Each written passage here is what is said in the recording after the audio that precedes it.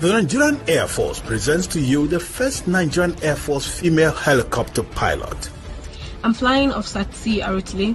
I was admitted into the Nigerian Defense Academy on the 22nd of September 2012 and was commissioned into the Nigerian Air Force on the 16th of September 2017. I joined the military simply out of passion for it. Being a military personnel has been a long-term ambition.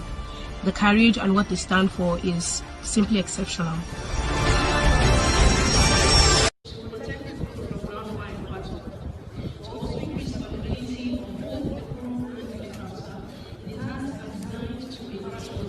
Which means that the event of a crash, post-crash firing process will be highly practical.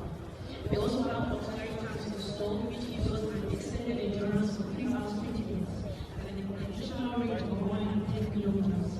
We have capability of testing up the pilot control system. We have the weapon system on the left. This is the rocket launcher cell. It has about 40 rockets and it has an effective range of 3,500 meters. Well, I feel very privileged, very proud. I'm happy that my success has brought me to this point, and I'm very grateful to the Nigerian Air Force leadership for the opportunity to have this and to have this title. I'm very grateful, and I'm looking forward to giving my best to the